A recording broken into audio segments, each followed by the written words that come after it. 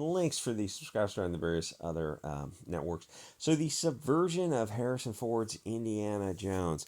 So Indiana Jones 5 is set to bomb or at least underperform, which shouldn't be shocking. Bombing might be a little bit of a surprise, but a flat performance factoring in everything should kind of be expected. But first, how did we get here? Well, Indiana Jones 1 to 3 were fun movies, and with the first one, I could say that the camera work and setting the stage with some shots was weirdly good. Like the story silliness aside, the visuals of the movie were on another level. And I mean, he sells the character. Everyone who was cast for those movies really sells the character. Then part four was in 2008, and Indy was in his 70s, and he did fine. It was a fun little send off to the character, or so people assumed.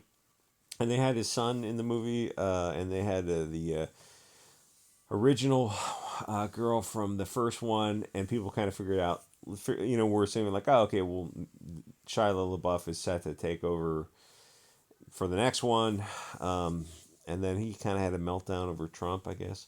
So in part five, you got a lot working against it, but I don't know how much the casual moviegoer pays attention to.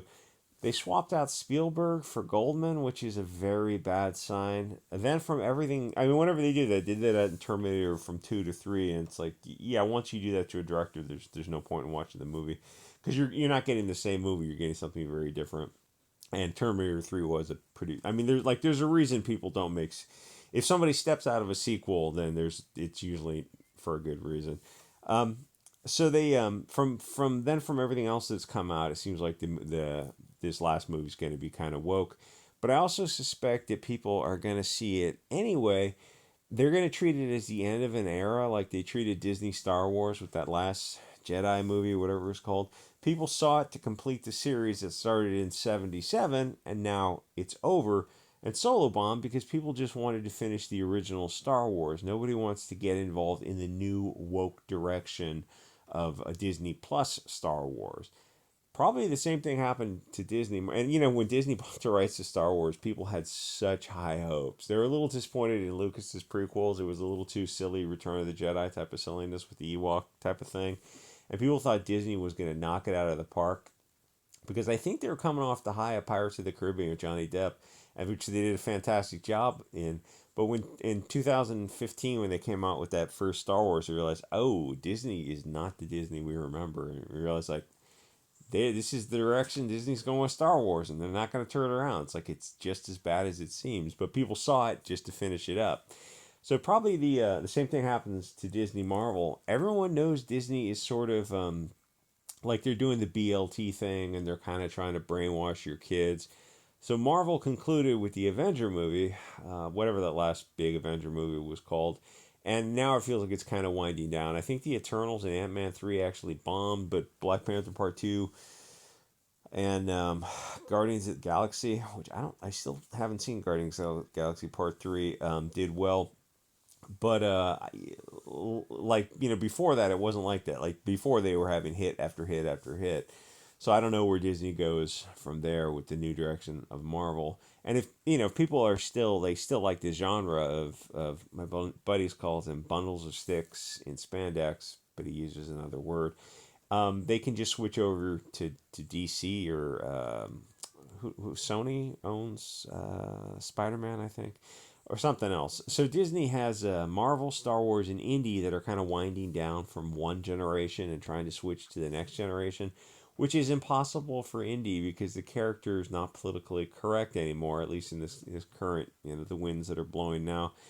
And it's not going to happen for Star Wars because people have an expectation that the Star Wars universe should look like the old original films, but that had too many European people in it. Well, there's no such thing as too many.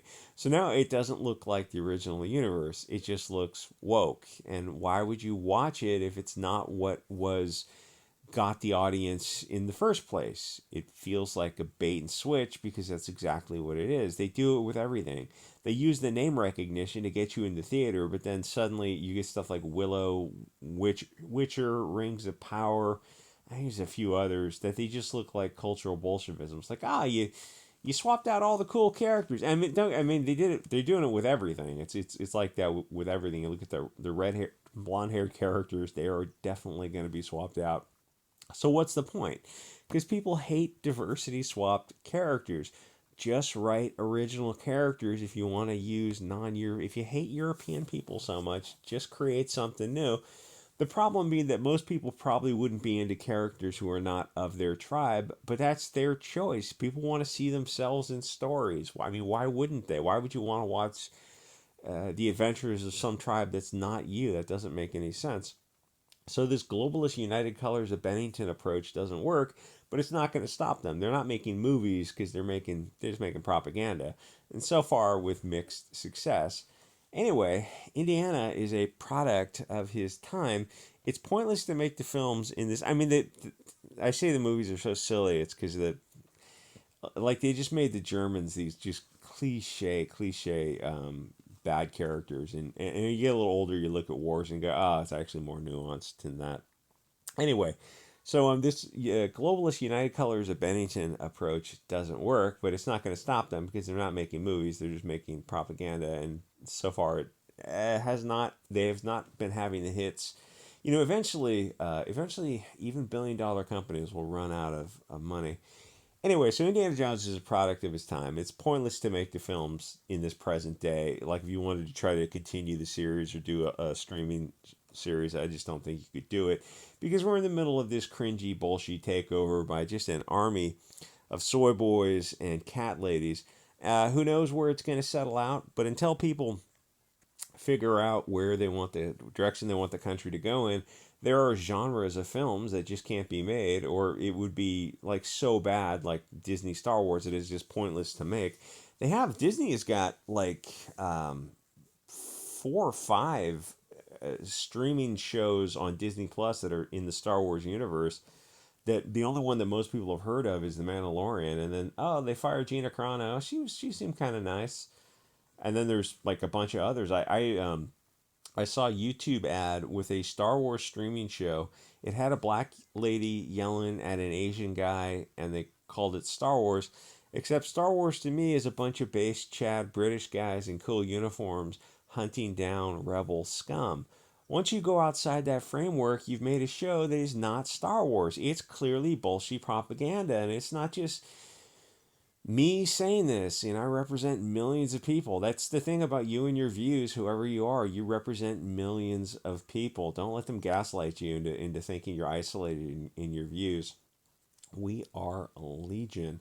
It's okay to make white movies because that's what the audience wants. And Star Wars streaming reflects that. Nobody's watching the Disney Plus Star Wars. I think they had Obi-Wan, and they had like 2 or 3 more. I don't even remember. I remember Andor because I watched a few episodes of it, and they called it the best Star Wars that nobody watches.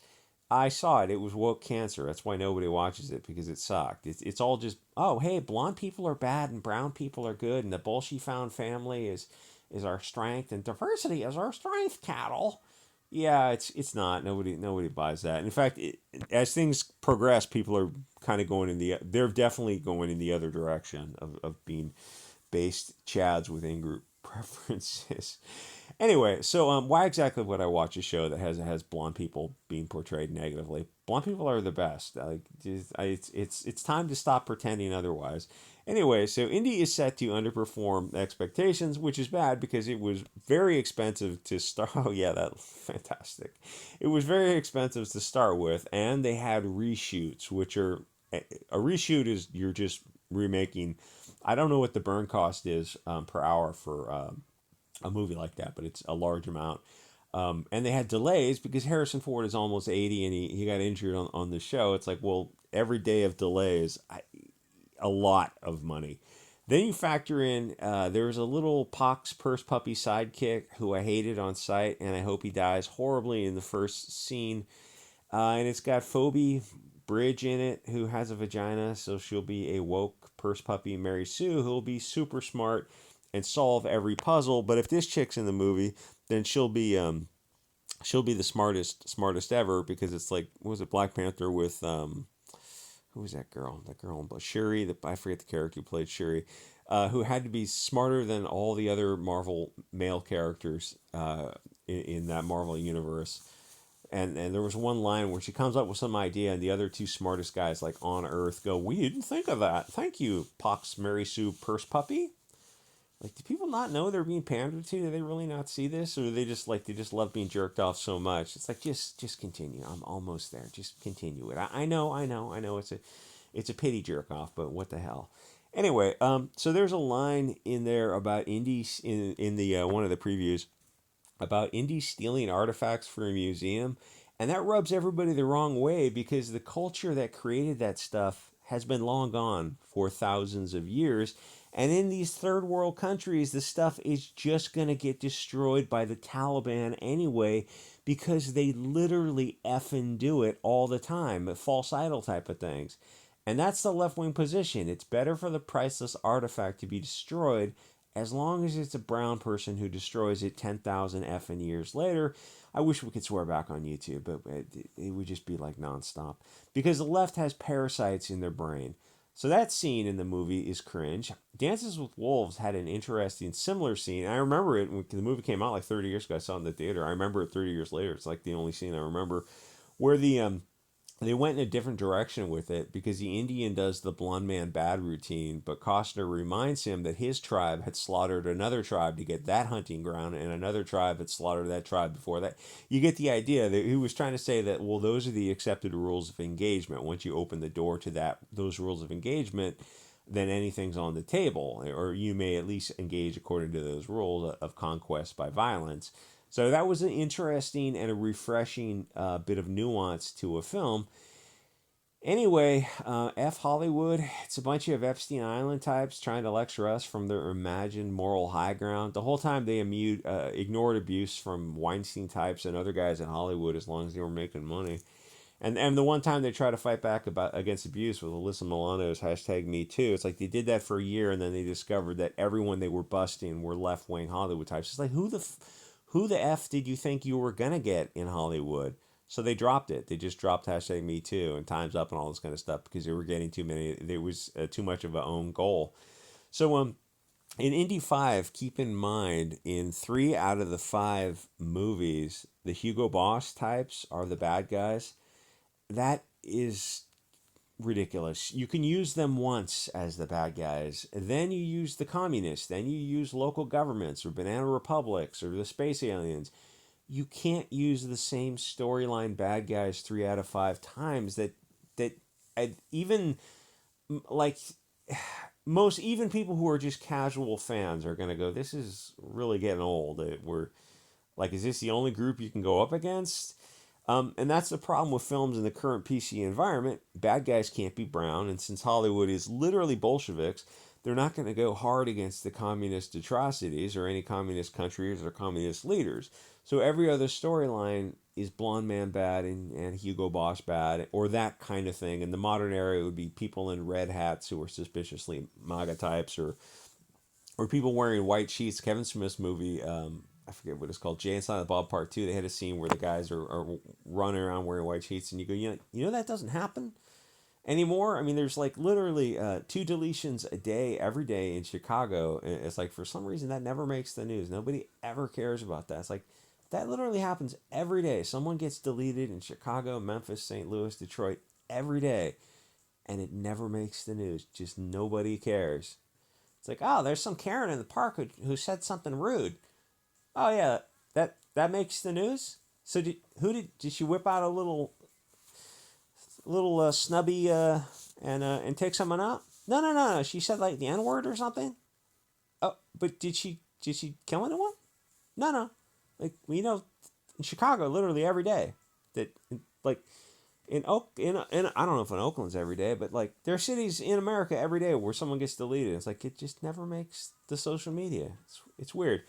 Anyway, so that's why I don't see kind of a future for Hollywood, because eventually even the sports ball, prawn, soy slop bread and circuses enjoyer cattle debt slaves are gonna clue into the idea that it seems like there are deeper issues at play here. But I don't know, maybe some cattle don't want to awaken. They just want to go and watch the shiny, the shiny flashing lights on screen and eat the soy slop and the high fructose corn syrup and the saturated fat popcorn and watch the movie images. And the thing is, like back in the day, you could see that it's like the movies were at least entertaining, even if they were mindless. Like I'm not pretending that Indiana Jones was high storytelling, but it was decent for what it was. Like that was a lot of Hollywood was really good for what they were trying to do, even if it was silly and schlocky. But if the movies are still gonna be silly and schlocky, but it's gonna be all this kind of like propaganda and woke, diverse pox purse puppies, like it doesn't even look like the original movies anymore. It's just propaganda, and at the same time you're charging, $15 for tickets and all this other stuff. You go like, why am I paying for this? It's not even worth seeing for free. You can go online and see the stuff if you want. It's like, I don't even do that because you see a few minutes of it, you're like, yeah, I'm not. This is not even worth sailing the high seas for. That's how bad this stuff is. Anyway, like, comment, subscribe. I'll see you guys all next episode.